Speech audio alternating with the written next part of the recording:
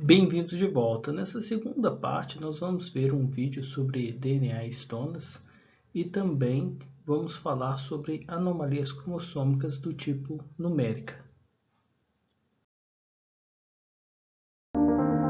The mechanisms of life, simulated through supercomputers. We are inside a cell, in a special part called the nucleus. Here we see some DNA, which is encoded with genetic information, including genes, the blueprints of cells. The motions of a vast number of water molecules have been calculated as well, to accurately simulate the behavior of molecules inside the cell. DNA is like a long string composed of a double-stranded helix, folded into very compact structures in the cell nucleus. The center of each of these structures is composed of a protein called histone. Each center consists of 8 proteins, 2 copies each of 4 types of histones. Researchers have been working hard to understand their roles. This structural unit, formed by DNA wrapped around the histone proteins, is called a nucleosome. By treating multiple atoms as one single particle, we can increase the number of phenomena in our simulation. Human DNA measures about 2 meters in length. But it can fit in a tiny nucleus of only 10 micrometers in diameter by forming a fiber of packed nucleosomes called chromatin.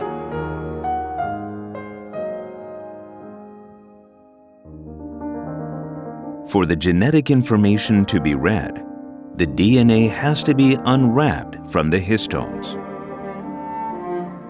K-Computer has made it possible, for the first time ever, to calculate the force required at the atomic level to unwrap the DNA.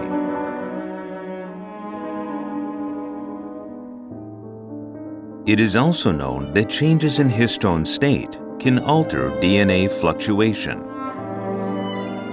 Histones have unstructured, flexible regions. These are called histone tails.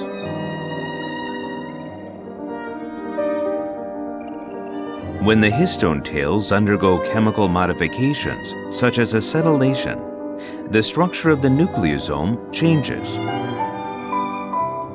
For instance, we know that acetylation of specific parts of the histone tails loosens the chromatin structure, making the nucleosomes less tightly packed.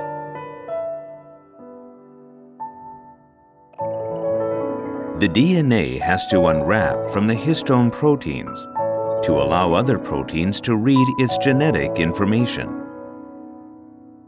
Here, the tumor suppressor protein, called p53, is about to bind to the DNA. When the DNA is unwrapped, p53 can move along the DNA and read its genetic information. Chemical modifications, such as acetylation and differences in chromatin structure, affect the reading of the genetic information. This allows various cells and tissues, such as red blood cells and nerves, to be generated from the same DNA. The study of the mechanisms by which genes are turned on or off without changes in the underlying DNA sequence is called epigenetics. Studies using supercomputers to simulate the motions and shapes of molecules will contribute to the development of new drugs and research on regenerative medicine, leading us into an exciting new era.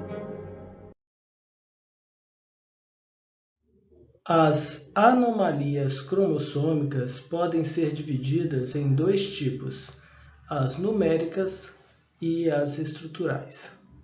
As numéricas podem ser subdivididas em euploidias e aneuploidias.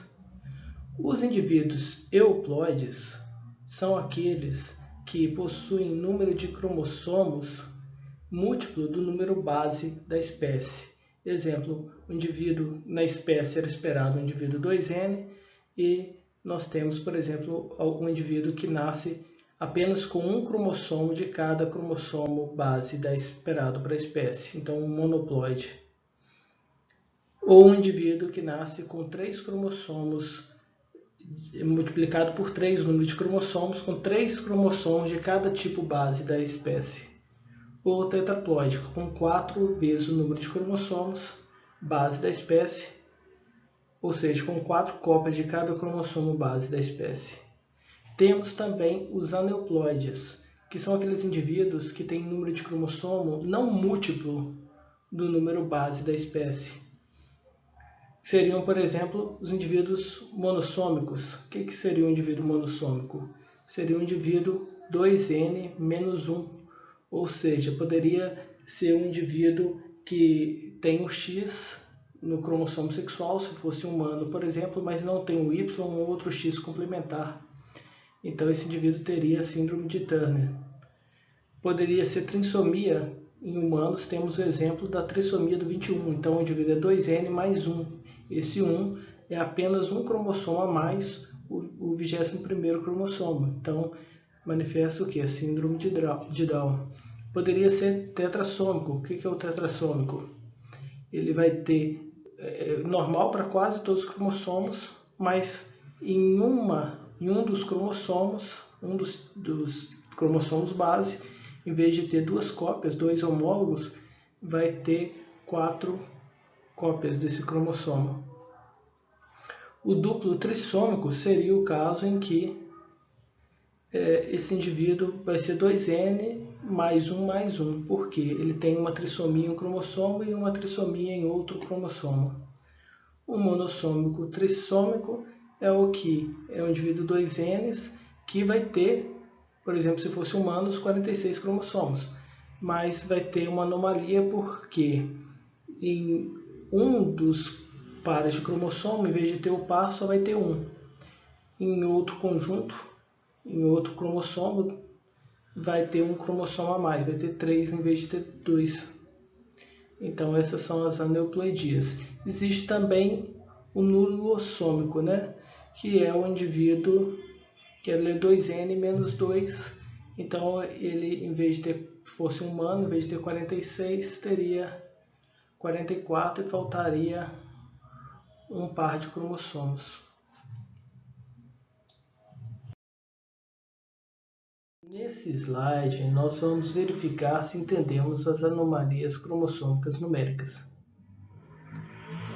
Vamos considerar que o indivíduo normal seja diploide 2N com 8 cromossomos, e esse seja o cariótipo do indivíduo normal.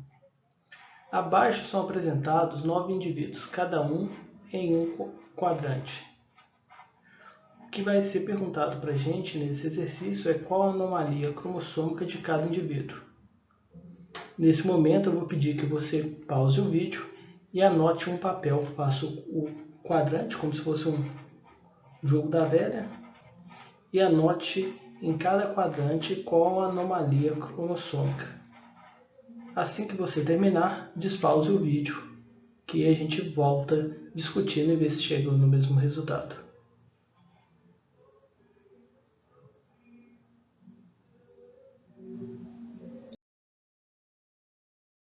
Para resolver, primeiro nós vamos verificar se o indivíduo é 2N, 8 cromossomos, então o número base, o número de cromossomos distintos que esse indivíduo tem são 4, né?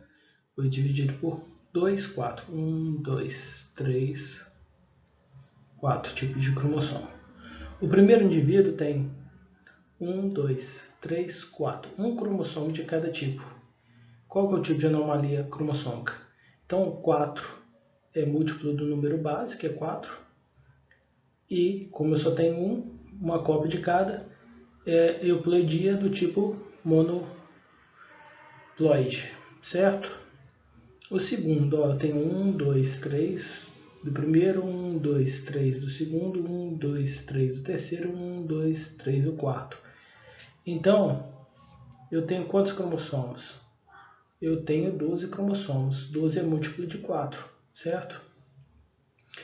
Então a gente tem aqui no caso também uma euploidia. Qual o tipo?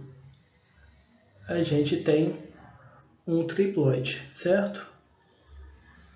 O último é o quê?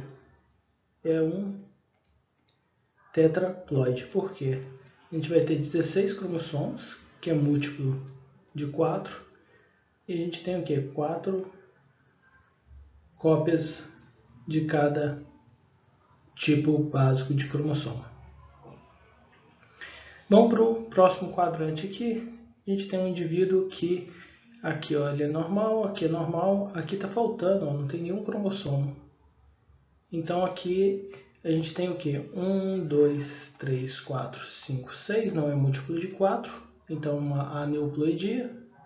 Qual o tipo?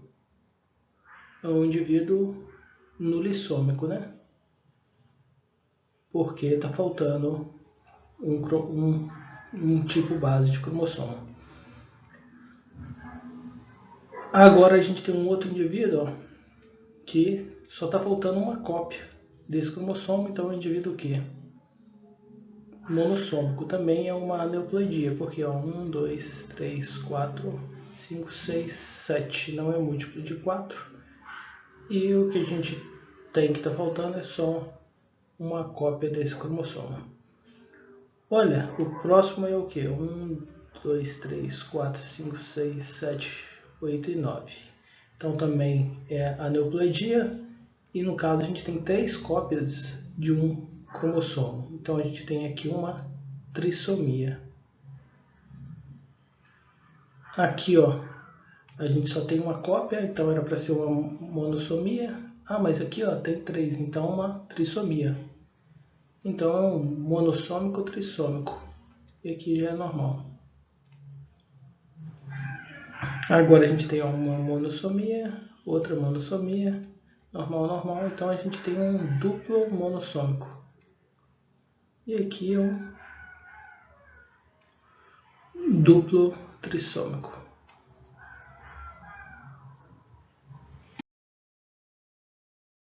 Existem duas explicações para as origens das euploidias. Uma é que durante a mitose, antes da mitose na intérfase, houve a duplicação do DNA. Então cada cromossomo ficou com 2 cromátides irmãs. Mas durante a mitose, o que aconteceu? Não ocorreu a anáfase. Então, em vez de eu formar 2 células e cada uma ter uma cópia de cada cromossomo, eu fiquei com uma célula final com 2 cópias de cada cromossomo. Então, nesse caso, o indivíduo que era 2N passou a ser 4N. No caso aqui, não exatamente o indivíduo, porque está dentro do próprio indivíduo. Poderia ser um ramo de uma árvore e esse ramo, a partir de agora, é 4N. Então, quando houver diferenciação e se for viável e capaz de gerar flores com órgão masculino e feminino, ele vai ser capaz, esse ramo, de produzir gametas com o dobro de cromossomos que produziria um ramo normal. Então, a partir daí, a gente poderia ter a formação de novos indivíduos 4N, indivíduos completamente 4N, em vez de só um ramo por meio dessa mitose que aconteceu esse problema durante a anáfase.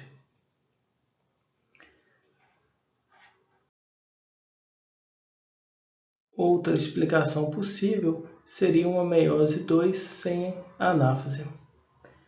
Então vamos supor que a gente tivesse aqui já passado pela intérfase, temos as cromátides irmãs, só que na meiose 1 a separação dos cromossomos homólogos se separou aqui, mas na meiose 2, em vez de eu formar mais 2 células aqui, ó, então eu ter 4, cada uma com uma cópia de um cromossomo, formou apenas 2 células, porque não ocorreu a anáfase 2.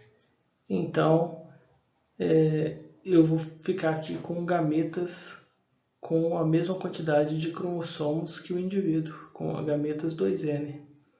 Então, se eles se juntarem com um gameta normal do outro sexo, N, nós vamos ter um indivíduo 3N.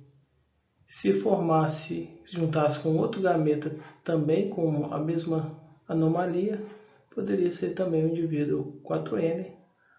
Obviamente, isso parece menos provável do que a formação de um indivíduo 3N. Já a origem das aneuploidias pode ser explicada de uma forma um pouco diferente. Aqui a gente tem a meiose normal, que a gente já viu, que é o que? Na intérface teve a duplicação do DNA, então nós temos cromátides irmãs em cada cromossomo. Aqui temos um par de cromossomos. Na meiose 1, um cromossomo foi para uma célula, o outro foi para outra célula. E na meiose 2, as cromátides irmãs se separaram. Então a gente tem a formação de 4 células, cada uma com um cromossomo. Isso para cada par de homólogos, cada uma só vai ter um cromossomo. Na situação em que a gente poderia ter uma aneuploidia, seria o caso em que vamos considerar que isso aqui é para um cromossomo, que tem vários que estejam sendo omitidos aqui. Então, em um cromossomo, durante a anáfase 1, não houve separação dos homólogos, ficaram todos numa célula. Então, por que agora a gente não omitiu essa célula? Porque aqui a gente tem todos os outros cromossomos que não esse que a gente está analisando. Então, essa célula pode ser que sim, que seja viável. Vamos continuar aqui para a gente ver. Aí aqui separou as cromátides irmãs em cada célula. Então, o que ocorreu aqui? Os indivíduos que forem formados com a doação desse gameta, combinando com outro gameta normal, vão ser o quê? Monossômicos para esse cromossomo que está sendo destacado aqui. Mas vamos supor que tivessem vários outros cromossomos que não estão sendo colocados aqui nas figuras. Então, seria um indivíduo normal para os outros cromossomos, mas monossômico aqui, porque o outro gameta seria normal, mas esse aqui está faltando cromossomo. E se fosse um outro gameta normal fecundando esse gameta aqui, a gente teria, nesse cromossomo específico que está sendo destacado, uma trissomia. Mas nos demais, cromossomos seria normal.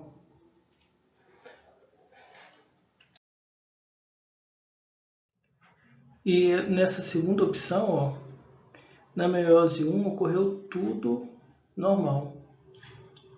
Só que durante a meiose 2, nessa célula, na anáfase 2, não houve disjunção desse cromossomo.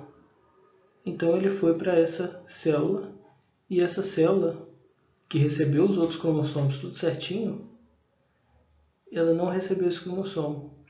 Então esse gameta que vai ser formado aqui, se ele for fecundado por um gameta normal, vai formar um indivíduo monossômico. Se esse gameta for fecundado por um gameta normal, vai formar um indivíduo trissômico, com trissomia desse cromossomo, e os outros tudo normal. Agora, esses aqui, se forem fecundados, vai ocorrer normalmente. Vai juntar uma cópia com uma cópia, vai formar um par de homólogos, então a gente vai ter um indivíduo normal, sem uma anomalia cromossômica. E se um gameta desse tipo juntar com outro gameta desse tipo, que é bem menos provável de ocorrer, teremos um indivíduo nulissômico, sem nenhuma cópia de um cromossomo específico. E se esse gameta se juntar com outro que tenha a mesma anomalia, fecundado por outro com essa anomalia vai formar um tetrassômico. E se esse gameta, um gameta desse tipo, não está com um gameta desse tipo, formaria um indivíduo normal, a não ser que o cromossomo com problema nesse gameta fosse diferente do cromossomo com esse tipo de problema no outro gameta, que aí já formaria um monossômico trissômico.